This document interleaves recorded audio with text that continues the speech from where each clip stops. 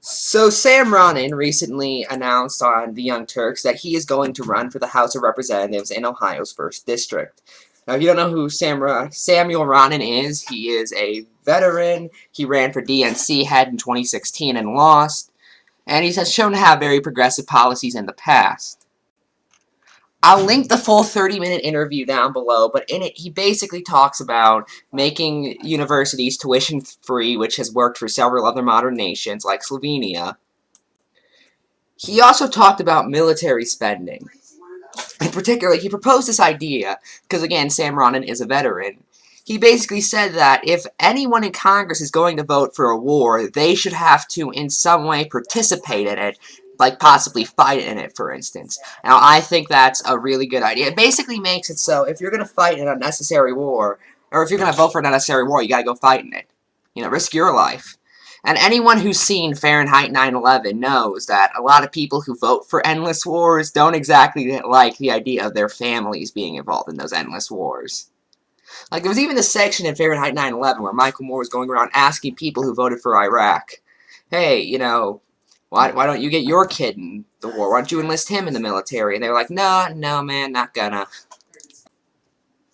Here are some more facts about Samuel Ronan.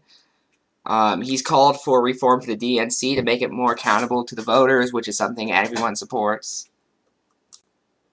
He supports an FDR-style New Deal. He believes the federal minimum wage should be at least $15 an hour. He's against outsourcing United States jobs, which is actually really good if he's going to run in Ohio, because Ohio used to be have the most factories out of any place in the United States. Emphasis on used to.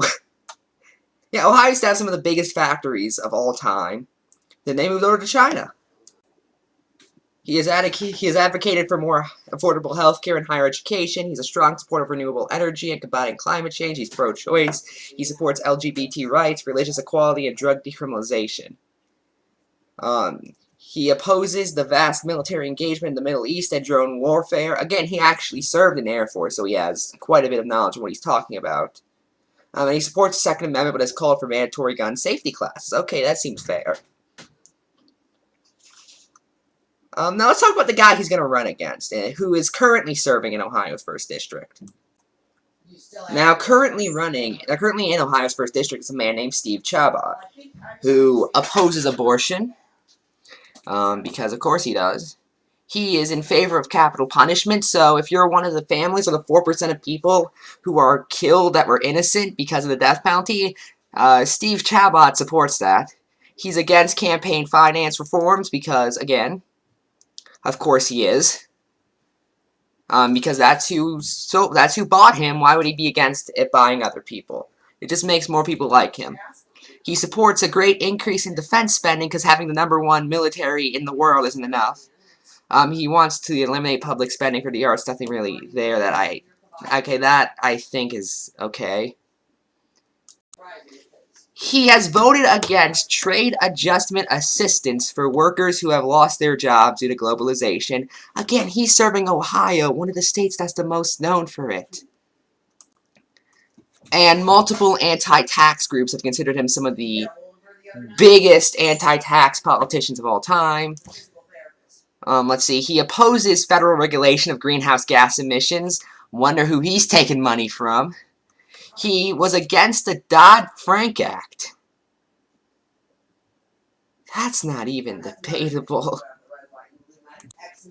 Again, Dodd-Frank was so small in terms of regulations. You can't vote against it without just saying, I like Wall Street being able to scam us. He's against Obamacare, and he supported the American Health Care Act. He has a huge history of voting with Donald Trump. I think he votes with the Republicans 99.1% of the time.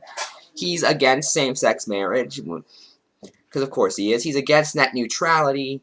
He's against online privacy from ISPs. And he thinks intelligent design should be taught along evolution. So basically, Steve Chabot is... I wouldn't call him the worst human being ever. But he's just the most establishment Republican of all time. And you got someone like Sam Ronan,